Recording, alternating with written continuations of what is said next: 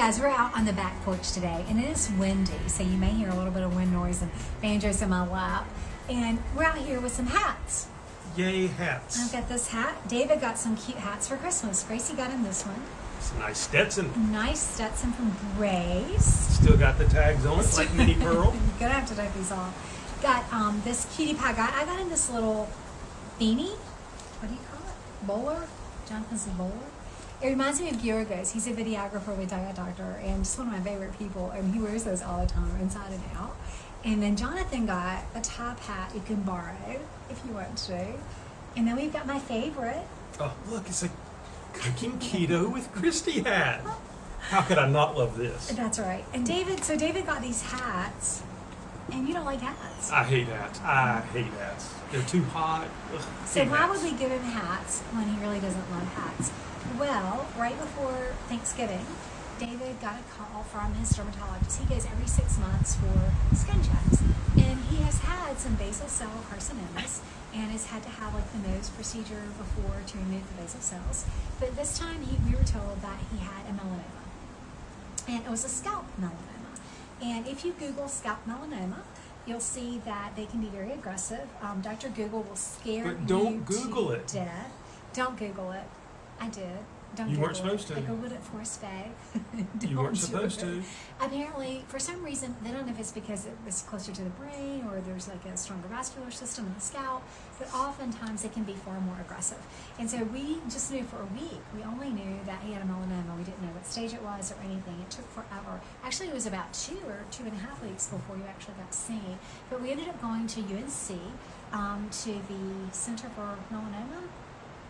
It's in North Carolina Cancer Hospital, and saw a fantastic PA and a fantastic surgeon there. We really liked them a lot, and they told you They were going to have to cut it out. Well, they Yeah. told us that it was a level 1A melanoma, which as the diagnosis goes, that's a really good diagnosis. Right.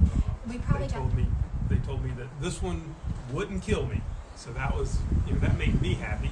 I don't know if it made Kristie happy or not. She'll have to tell you that later, but it made me really happy to learn it was going to kill me. But they did say that I would get more melanoma, that I would have to keep a real close check on my skin every 3 months or so. Well, every 3 months. Yeah, no worse than every 3 months. And they told us a stage 1A, which is really about the best news we could get. And so they're going to do surgery.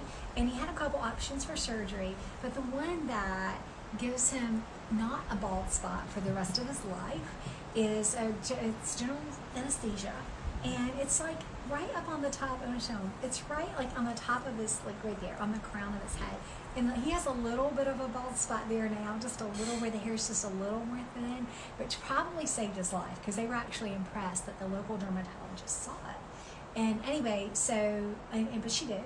And so they're going to shave like a 2-inch diameter, and they're going to do, he said, a reverse mohawk. So like, I guess shave down the middle of your head, a 2-inch diameter that they'll shave around, and then they're going to take about the size of a quarter, all the skin down to the fascia, like down to the bottom, not the skull or anything, just to the fascia. So they'll remove that, really being super careful to get all the cells.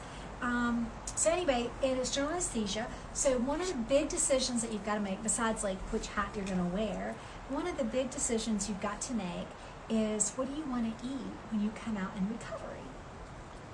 So I'm thinking that, well, I mean, I've never been under general anesthesia before that I remember, but I presume that my stomach may be a little queasy. So I'm thinking something of a texture of bread. I'm thinking a muffin from your From Keto Gatherings. Keto Gatherings, yes, from Keto Gatherings. There are 12 flavors in Keto Gatherings, so he should be able to find Shameless something in plug. there. I'll give you the...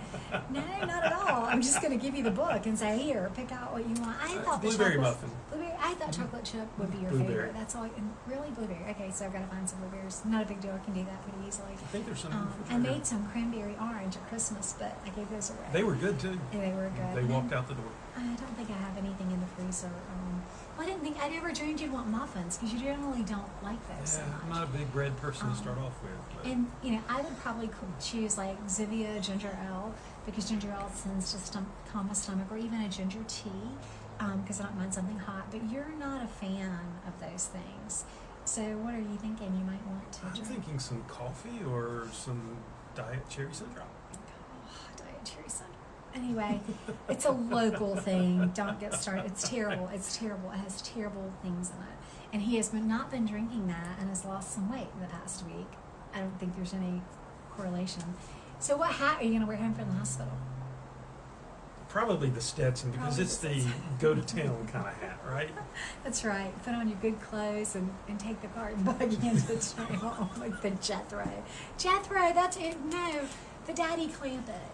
What's his name? The Daddy Clampett. Not Jethro is the kid. Jethro Bodine. Pa. Jed It's just Clampett. Pa. Jed Jed Clampett. Clampett. It's like the Jed Clampett hat. Yeah, did he wear a Stetson? I don't know, Why'd but you it go didn't look watch? as good as this hat Where'd you does. watch the Beverly Hillbillies tonight? But anyway, the hats are supposed to like help kind of, hide the bandage, hide the wound, but also help maybe hold the bandages in place. So that's why David got hats for Christmas, in case you're wondering. So, and he hasn't taken the tags off. I think he's in denial. So I hate hats. we'll probably take them to the hospital with the tags on them, and then he can choose what he wants to. And he won't have to wear them. I mean, they haven't told you you have to wear them, but they said that it can help keep the bandages on, and also can help keep the sun off of you in the future moving forward. Because, as he said, every 3 months, he's going to have treatment on. So we appreciate your thoughts and prayers, and we are looking forward to surgery going smoothly and being home that same day, no matter what David decides to eat.